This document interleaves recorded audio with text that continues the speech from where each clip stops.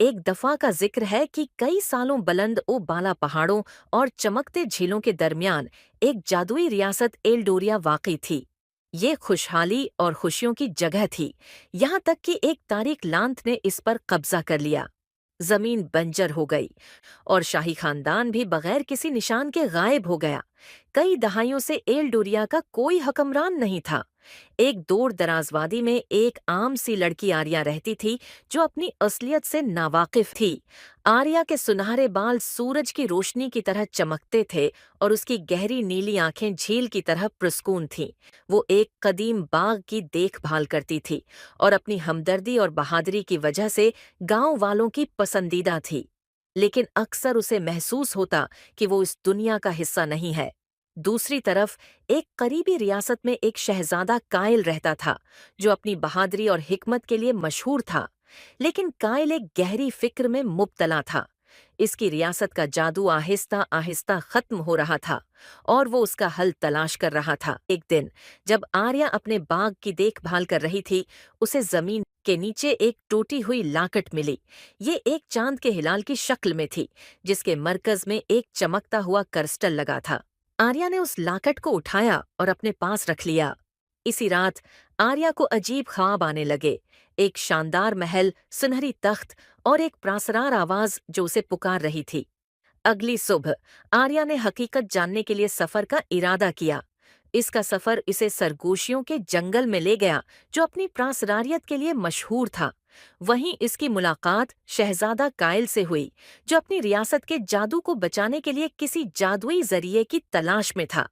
पहले तो दोनों एक दूसरे से महतात रहे, लेकिन जब कायल ने आर्या की गर्दन में लटके लाकट को देखा, तो उसने फौरन पहचान लिया कि ये इल्डोरिया के शाही खानदान की निशानी है।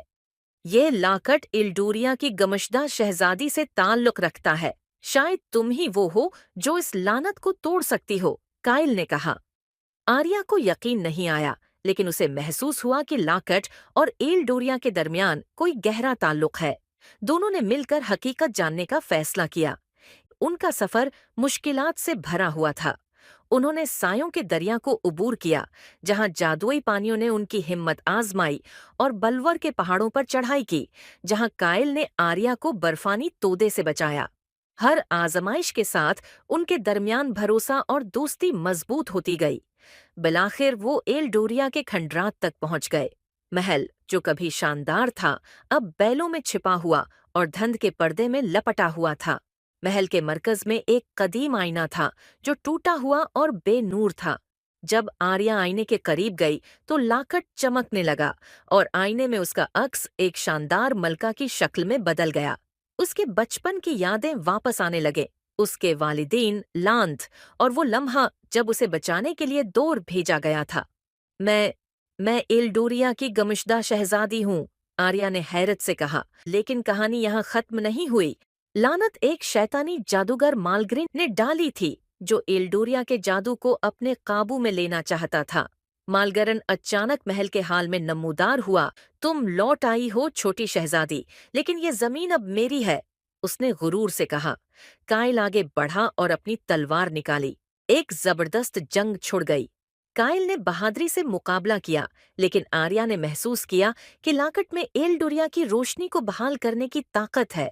उसने लाकट आईने के एक सुराख में लगाया और एक जबरदस्त रोशनी फूट पड़ी, जिसने लांत को तोड़ दिया और मालगरन को हमेशा के लिए खत्म कर दिया। लानत के टूटते ही एल्डोरिया दोबारा जिंदा हो गया। सूरज की किरणें चमकने लगे, दरिया रवां हो गए और एल्डोरिया के लोग खुशी से अपनी गुमशुदा शहजादी को खुश आमदीद कहने के लिए निकल आए। कायल आर्या के सामने झुका, न एक शहजादे की हैसियत से, बल्कि एक ऐसे इंसान की तरह जो उसकी बहादुरी और मेहरबानी से मुतासिर हुआ था। शहजादी आर्या, एल्डोरिया की खुशहाली तुम्हारे दम से है। मैं जादू की तलाश में निकला था, लेकिन मुझे उससे ज्यादा कीमती चीज मिली है। आर्या मुस्कुराई और उसका चेहरा सर्ख हो गया। तुमने मेरे तब भी साथ दिया जब मैं खुद पर यकीन नहीं कर पा रही थी। इसके लिए एल्डोरिया तुम्हारा हमेशा शुक्रगुजार रहेगा, और मैं भी।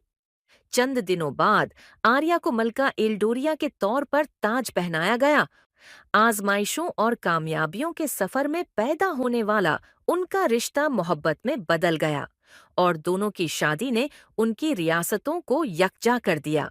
मलका और शहजादे की मोहब्बत और हिकमत ने एल्डोरिया को एक बार फिर रोशनी और खुशहाली की तरफ ले आया।